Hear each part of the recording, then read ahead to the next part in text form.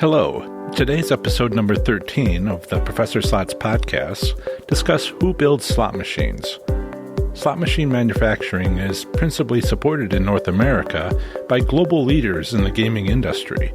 I'll discuss who they are and what they have to offer, plus Georgia slot machine casino gambling and a local casino assessment.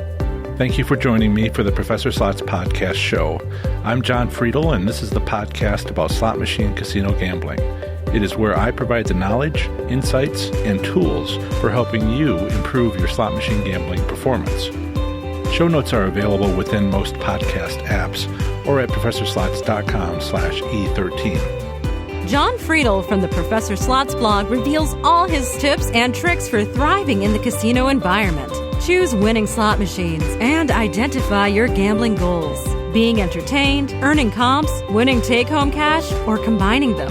John has won 90 taxable jackpots and a luxury car in 9 months of slot play and made a profit at slots gambling since 2013.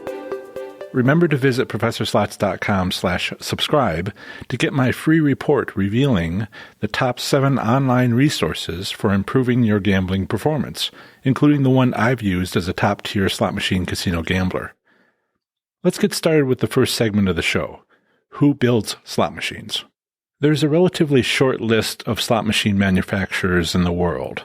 These include Scientific Games Corporation, International Games Technology plc, Ainsworth Game Technology, Aristocrat Leisure Limited, Aruz Gaming America Incorporated, Franco Gaming Limited, Inspired Gaming Group Limited, Konami Digital Entertainment Incorporated, Multimedia Games Incorporated, and the Novomatic Group of companies. Of these companies, Class 3 gaming is typically supported in North America by Scientific Games Corporation and IGT plc. They are both global leaders in the gaming industry. Mergers and acquisitions is the name of the game amongst slot machine manufacturers, if you'll pardon the pun. It is currently a highly dynamic corporate environment. In 2014, for instance, Bally Technologies was acquired by Scientific Games. This is significant as Bally was the driving force for inventing most of the modern features of slot machines which are enjoyed by so many.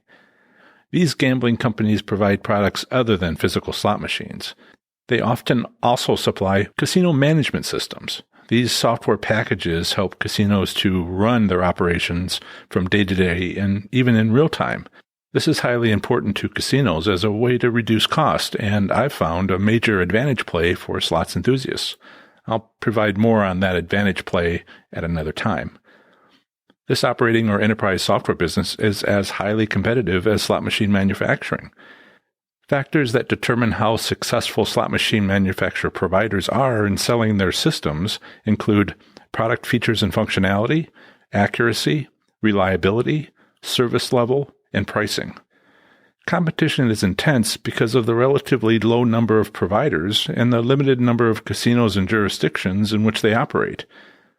Providers are Scientific Gaming, Aristocrat, IGT, Konami, and several smaller companies that service the international jurisdictions. Within the global gaming industry, who builds slot machines is trending towards consolidation amongst gaming equipment and technology companies. The gist of why is to increase scale and therefore operating efficiencies. The hoped-for result is accelerated innovation and product development, resulting in broader service and product offerings. Several acquisitions of slot machine and other gaming equipment manufacturers has occurred recently, including the aforementioned acquisition of Bally Technologies by Scientific Gaming Corporation, but also the acquisition of Multimedia Games by Global Cash Access Holdings Incorporated. Following a wave of supplier diversification in the gaming industry about 10 years ago, where new providers had been gaining in market share, the gaming industry has been experiencing significant consolidation. Therefore, the machine gaming sector is evolving from just the sale and leasing of slot machines to now include 1. Multi-channel systems and table games equipment for traditional land-based casinos, 2. Lottery technology, 3. Real money interactive gaming, and 4. Online and mobile social casino gaming. A significant threat for the entire gaming and betting industry arises from illegal activities, which can drain significant betting volumes from the regulated industry. The loss of present players from legal casino operations has a material adverse effect on gaming industry operations, business, financial condition, and prospects. Scientific Games Corporation ticker on NASDAQ is SGMS. That's SGMS. They are a global leader in the gaming industry. Scientific Games is the current owner of several slot machine manufacturers, which you may or may not have heard of, which you may or may not have even played on. These include Bally Technologies, which was one of the original slot machine manufacturing companies, Spielio, WMS Gaming Incorporated, Shufflemaster, and Barcrest. Scientific Games company profile states that they have several business divisions, such that the sum of their business provides lottery games, electronic gaming machines, server-based lottery and gaming systems, sports betting technology, loyalty and rewards programs, and online, social, mobile, and interactive content and services. In 2013, Scientific Games purchased WGS Industries Incorporated. Bally Technologies Incorporated was acquired by Scientific Games Corporation on November 21, 2014, for a somewhat astonishing $5.1 billion. The products of Scientific Games are installed in 450 gaming jurisdictions worldwide, including all of the major regulated gaming jurisdictions in the U.S. and 146 international gaming jurisdictions. They have 975,000 units installed in North America. They are based in Nevada and have approximately 8,400 employees. Within the gaming supply segment, Scientific Games sees significant competition on a number of fronts. Primarily, being a global leader in slot machines has resulted in their own product lines competing with each other for space on the casino floor. This portion of Who Builds Slot Machines includes only a brief overview of Scientific Games Corporation. However, I plan to devote an entire segment to a more in-depth examination in an upcoming podcast episode. International Game Technology plc is the parent company from Italy of the original IGT company. Its ticker on the New York Stock Exchange is IGT. IGT plc is also a global leader in the gaming industry, which, according to its investors' webpage, leverages premium content, substantial investment in innovation, in-depth customer intelligence, operational expertise, and leading-edge technology. It not only has an established local presence and relationships with governments and regulators in more than 100 countries around the world, but also approximately 13,000 employees. Under current law, it is treated as a foreign corporation for U.S. federal tax purposes. In 2014 and 2015, IGT plc experienced multiple corporate mergers and acquisitions, including GTech, Holdco, the original IGT, and Georgia Worldwide Corporation, which has been and is a complex, costly, and time-consuming process. The integration process is expected to be completed by fiscal year 2018. IGT plc's online social gaming casino offering, Double Down Casino, is conducted largely through Facebook and Apple iOS platform, which is a relationship governed by Facebook and Apple's terms and conditions for application developers, as well as privacy policy, both of which are occasionally modified by Facebook and Apple without input from anyone else. These changes are not done by contract. IGT plc currently does business in approximately 100 countries worldwide. At the end of 2014, IGT plc had contracts with 717 casino operators in the Americas segment, with 249 of them in Latin America and 468 of them in North America. This portion of Who Builds Slot Machines includes only a brief overview of IGT plc. However, similar to my plan for Scientific Games Corporation, I expect to devote an entire segment to a more in-depth examination in an upcoming podcast episode. In summary, for this episode segment on Who Builds Slot Machines, slot machine manufacturing is principally supported in North America by Scientific Games Corporation and International Games Technology plc, both global leaders in the gaming industry. While many more slot machine manufacturers existed a decade ago, acquisition and merging of these companies has resulted in these two slot machine manufacturers being the current primary providers for casino operations in North America. The products of Scientific Games are installed in 450 jurisdictions worldwide, including all the major regulated gaming jurisdictions in the U.S. and 146 international gaming jurisdictions. They have 975,000 units installed in North America. International Gaming Technology plc currently does business in approximately 100 countries worldwide.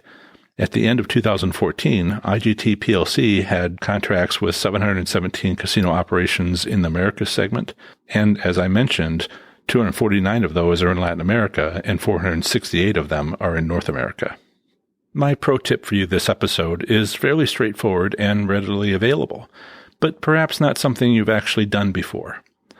I've provided the ticker name for Scientific Games Corporation, which is SGMS, and International Games Technology plc, which is IGT. I highly recommend going to the U.S. Security Exchange Commission, that's SEC.gov, to take a look at their individual annual reports. Just go there and search under their tickets, SGMS or IGT. Alternatively, you can visit each company's investors' webpage to find their SEC-filed annual reports there. Why? Because it's a great way to keep up with factual yet easy-to-read information about not only what each company has done in the last year, but also their future plans, as best they know them. Perhaps not everyone knows that SEC-filed annual reports are actually legally required to be easy to read. Yes, these annual reports can be a few hundred pages long, but most of that is data tables at the end. It's the first 20 to 30 pages that are nicely written factual paragraphs. I always find the risk factors section to be fascinating. Remember, these companies do more than manufacture slot machines, such as having business segments that provide statewide lottery systems. So you may need to skip various sections as you read these annual reports. Finally, Scientific Games Corporation generally releases an annual report each year around early March, and IGT plc near the end of April. Each year, watch for them. That's my pro tip. You might be surprised by what you learn about the current status of the gaming industry. Remember to visit ProfessorSlots.com/subscribe to get my free report revealing the top 7 online resources for improving your gambling performance, including the one I've used as a top-tier slot machine casino gambler. Show notes of this episode are now available within most podcast apps, but are also available on my website at ProfessorSlots.com/E13. Up next is the second segment of the show, Georgia Slot Machine Casino Gambling. In this episode segment, I provide a brief overview of the current state of gambling in a U.S. state, territory, or federal district. While I'll present some aspects of the overall gambling situation within that specific U.S. state, territory, or federal district, by far my emphasis will be highly focused on anything of interest to slot machine casino gamblers.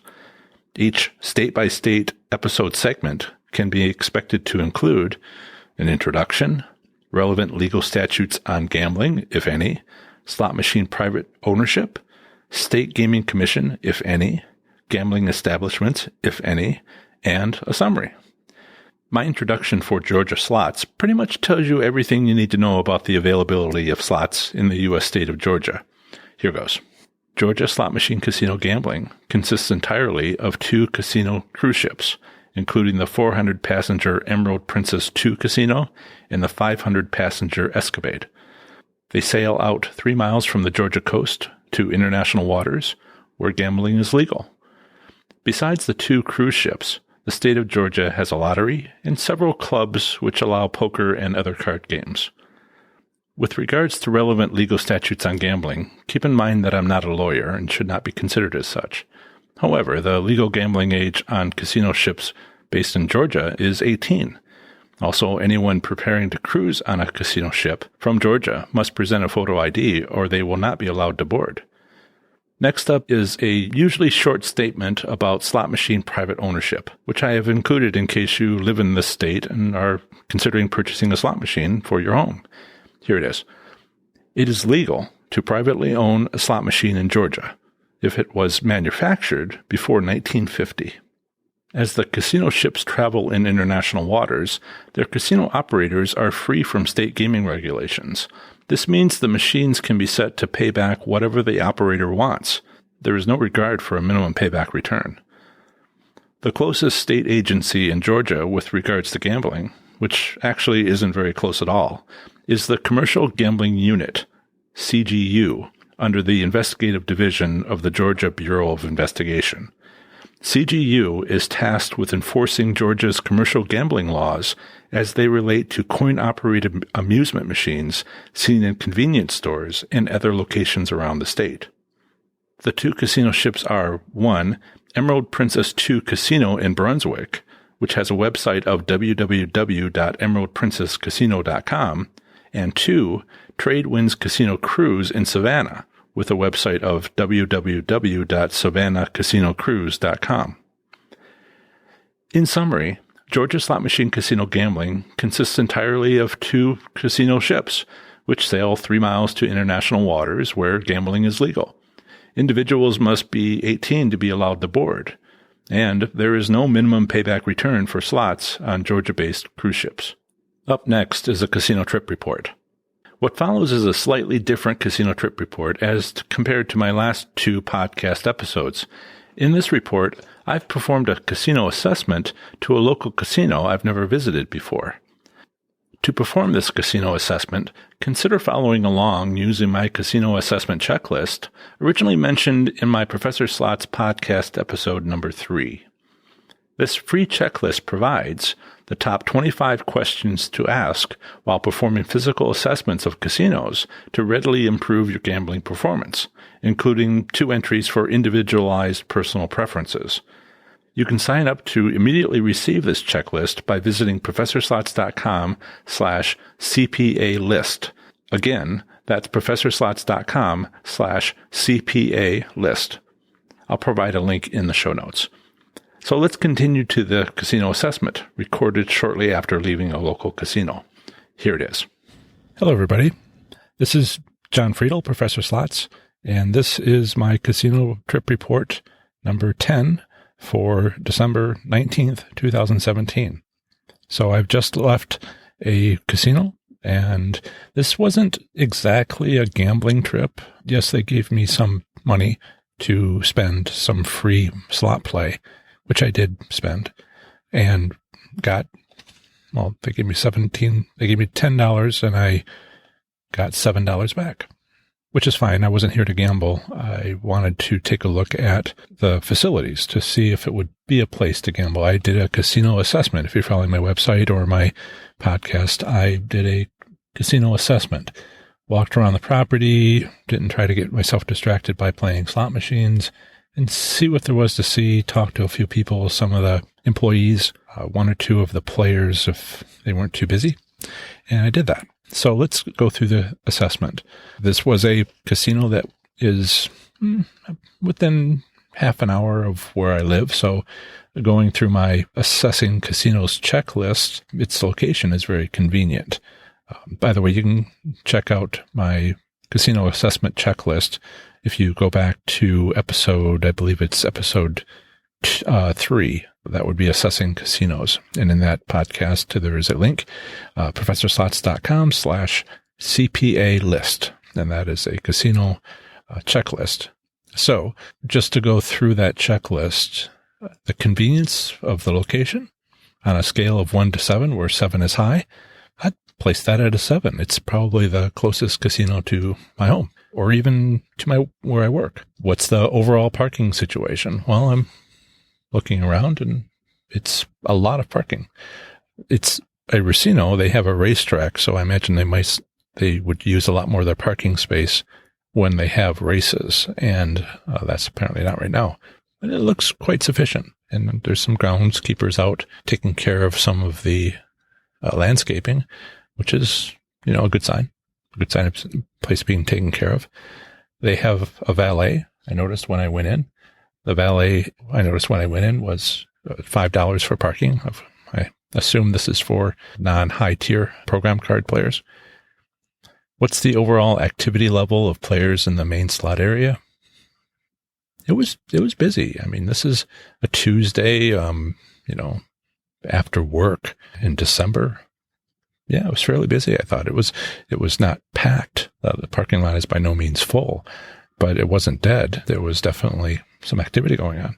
Quality of the beverage service. This was self-serve. And we'll talk about food in a moment. So were there any card-carrying slot attendants? I saw a few. One thing I didn't see, and again, this is something for later, but was there anybody winning jackpots? And I didn't see a one. I walked through the whole area, and I didn't see a one, which I did not see any.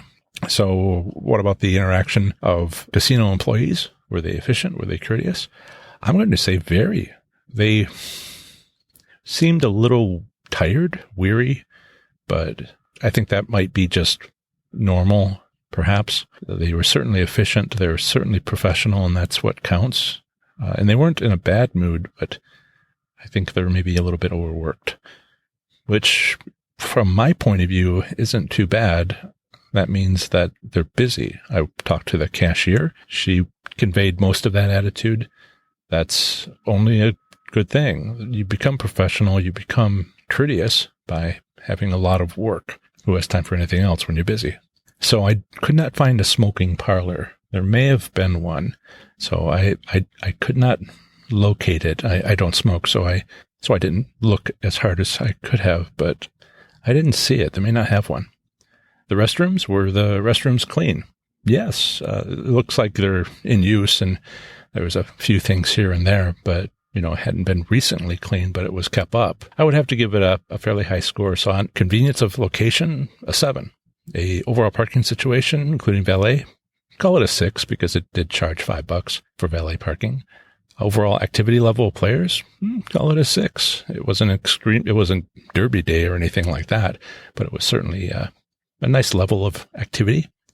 Quality of the beverage service, we'll call that a 3 or 4. 4, I guess, because they had self-service. I didn't see a beverage service option on the touch screen. Speaking of which, I have a pro tip for you. I did not know this. I was talking to Jessica, who I was having some trouble getting my $10 of free slot play. They have these touch screens for the rewards program when you insert your card into the slot machine.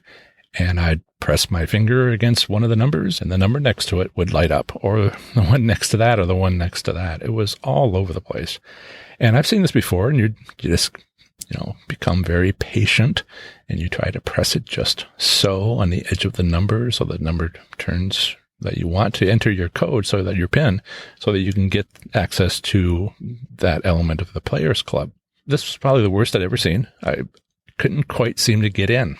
But the person sitting next to me said, do you have a key? I said, no, the casino didn't give me a key.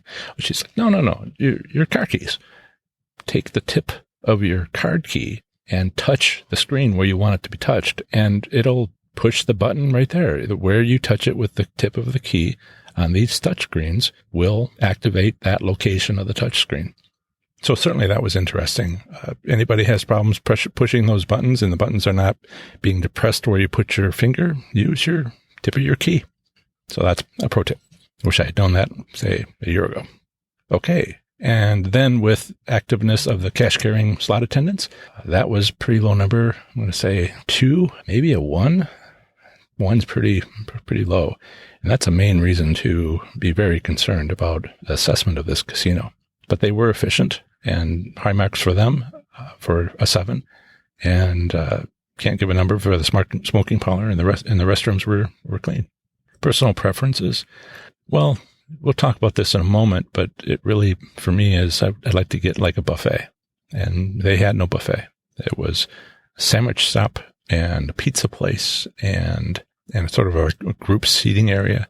Then they had a sports bar. The sports bar looked halfway decent. And when I talked to the woman there, who was also very courteous, she showed me the menu and, let me take some time to myself, and told her I was new and just looking over the casino. And it was quite nice experience, and menu looks okay. I should come back for dinner sometime. So now let's go through the assessment. I went through the assessment area for all slots enthusiasts. And then I have 3 different areas in case your gambling goal, as I talked about earlier in the podcast, earlier in my sequence. So if your gambling goal is entertainment, then I have a list of 4 different things to check. And if your interest is complimentary gifts, well, I have another 4. And then if your gambling goal is take home cash, then I have another 4. So let's go through those because there's partly an assessment for me here, but I want to work through these in case, you may be entertainment focused and you may be complimentary gifts focused and you may be take home cash focused. So I assessed for all 3 of these, but whatever your focus is, you might want to consider just doing 1 or more. You can have more than 1 goal, certainly. And so therefore I'll go through all 3 as though each one was just as important as the other to me. So let's do the entertainment one first. Entertainment focused gambling goal. Musical entertainment venue. There isn't one. Now, they have a track. And if you like horse racing, then maybe that's the venue. But there was no area for a band, much less a stadium or anything of that type. Apparent fun level of players in the main slot area. I think they were as fun as slot players get. Slot players, it isn't readily apparent often that they're having a lot of fun. I think I've talked about this before. If you're playing slot game on Facebook where you might pay some money, but you certainly don't win any money to take home, that's fun. That's fun. But casinos playing slots, that's serious fun. And sometimes for these people, me, playing slots, it's very serious. So as fun as they get, they were that fun. Overall atmosphere and service within restaurant of interest. It was clean. It was beautiful. It was obviously the one and only. I liked it. Had a view of the track. I think that might have been special seating, but you still could sit over in that area. Big windows on one side to look out over the track. Lovely. I thought that was lovely. Current enjoyment level, even not gambling. Well, sometimes you have to ask yourself, do I have a negative feeling? And I don't have a negative feeling from this place as far as the atmosphere. I have other concerns, and they're important. But as far as entertainment, they're important to maybe some of the other gambling goals. Here, it is an entertaining place with no other considerations. Complimentary gifts section. What about the people moving efficiency of promotions counter? It's pretty small. I think it might have been the smallest one I've ever seen. I don't think it's going to be very efficient, but maybe they don't get a lot of people coming through that. They had a setup for giving away an invitational gift. It looked like some sort of fluffy blanket. And there was a few lines, but it's 4, it's 5 o'clock. Should be a lot of people here. And it wasn't a very big area. It was a seating area for the cafeteria, which only had a small couple of restaurants. I don't think they can handle a lot of people here. So there's that. And if they can't handle a lot of people here, then that may mean they don't get a lot of people here. And that may mean they don't give out a lot of promotions that are exciting. So there you go. That's a conclusion that you might draw from the complimentary gifts based on how large their promotions areas are. Now, the Players Club benefits. I did pick up a brochure, and there are a couple of things we can look at here. So on the tier points, 1 tier point for every $1 spent on slots. 1 tier point for every $1 spent on video poker. 1 tier point for every 10 cents in purchased credits on their website. So if you bought $1 worth of purchased credits on their website, you would get 10 tier points. I wonder if there's an advantage play there. Something to look into, something to consider. I hadn't seen that before. And then you get some tier points if you have food or you play table games. Although I didn't see table games here. This program is at other casinos, which may have table games, but here it was just a slots casino. Okay. So make sure whenever you join Players Rewards Club that you consider some of the complimentary gifts that they might offer at the different tier levels and what it would take to get to those tier levels. And if that's important to you, if you're a complimentary gift focused gambling goal person. Okay. Evaluations of the promotion counter service. Yeah, that was great. $10 in free slot play. I've heard of 20, 25 at other places, but it's nice that they had that. They had a promotion going on where they gave away fluffy blankets. That's something. I would have preferred maybe an electronic device, shop vac, stuff like that. That's always more thoughtful. An odd color blanket, not so much. So I'm not real pleased with the complimentary gifts. And by the way, at this point, if you're entertainment, I think you can be entertained. If you want complimentary gifts, I'm not really seeing it. There's that one possibility of 10 cents purchased on the website, meaning one tier point. That's great. That might be something. That's the one thing I've found so far, because, what if you want to spend $100 there, then you can get 1,000 points. So that might be an advantage. Now for slots enthusiasts that are focused on a gambling goal of take home cash, what's the high limit slots area like? Well, the high limit slots area has a knee-high partition from the rest of the slots floor. And there are 4 machines that have a $25 denomination. A carousel of 4 machines. And then there's maybe 20, 25 machines, closer to 20 machines altogether. And some of these high limit slots are $3 denomination machines. I guess that means they're 3 times as much as the $1 machines that are out on the main floor, and that makes them high limit. I don't really see that. It was fairly well attended, but one person on the $25 denomination machine and maybe 6 people spread throughout the rest of the so-called high-limit area. I'm trying not to let my personal intuition and feelings about the place factor in too much. I like the place. It's entertaining, but I don't see the complimentary gifts. And high-limit area, the player activity level is fair. The overall condition is not quite what I'd call high-limit. And there was no station for a slot attendant within that area. So that's a bit of a problem. I didn't see a single suited. Well, no, I did. I did see 2 or 3, but they seemed to be busy going from one end of the casino to the other, doing something, setting up something. So I didn't see too many just sort of stationed around. So I'll give that one a fair number. And I think this casino assessment comes out to a medium number, around a 4 or 5. You might want to go if it was entertainment, but complimentary gifts, or you wanted to take home cash, that's not there for that. Now, I do have additional information. Jessica, who gave me the little key trick to using the touch screen, which is awesome because that's very frustrating if you can't push a number. She said that she had been here for quite some time. There's no last names, and we don't know who Jessica is, but she said on her win-loss statement that she was down for the year, and this is at, middle of December, $22,000. And I don't know if she meant to give away that much information, because $22,000 down for the year, $22,000. I said that's not good. And the reason why it's not good is, often I talk to slots players and I say, you're winning enough. If you could just stop losing, if you could just stop playing slot machines at which you lose, but continue to play slot machines at which you win, then you would have a profit. But if she's typical for this casino, and she was very straightforward about, no, they just take your money. So she's there for entertainment, hopefully spending money that she can afford to spend. I certainly hope so. And she's just paying for entertainment. She paid for $22,000 worth of entertainment this year.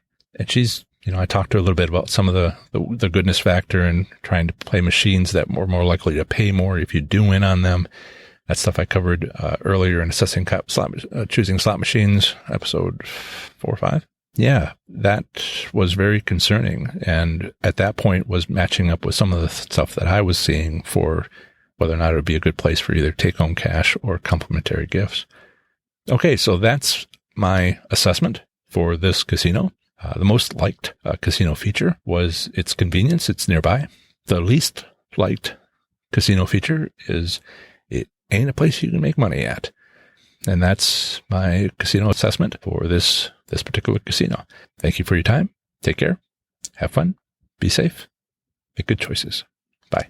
If you'd like to provide a rating review for this podcast, which may well help other slots enthusiasts decide to take a listen to one or more of my episodes, simply use your podcast app. Visit ProfessorSlots.com/Apple Podcasts if you're an Apple device user, or visit ProfessorSlots.com/Android for Android users. Part 1 of the next episode of the Professor Slots podcast is State Gaming Regulations in U, including the following sections: an introduction, the importance of the popularity and acceptance of gaming, what are gaming jurisdictions, types of gaming licenses, and a summary. Part 2 of the next episode of Professor Slott's podcast is another brief overview of the current state of gambling in a U.S. state, territory, or federal district. This time, I'll be talking to you about the U.S. territory of Guam, which is a popular tourist destination for Japan, as well as South Korea, the United States, the Philippines, and Taiwan. Part 3 of the next episode of the Professor Slott's podcast is another visit to a casino, this time observing what it's like to visit a large casino property on or near a major U.S. holiday. Will it be busy or not? Let's find out. That's the end of another great episode of the Professor Slott's podcast. Thanks so much for listening. Show notes for this episode can be found within most podcast apps or at professorslots.com/E13. I plan to have the next episode come out very soon for you, where I'll have more amazing content for the show. Please subscribe to and review the show. That would help so much. To do so, simply use your podcast app, visit professorslots.com/Apple Podcast for Apple device users, or visit professorslots.com/Android for Android users. Until the next episode, I want to wish everyone a happy holiday season, and have fun, be safe, and make good choices.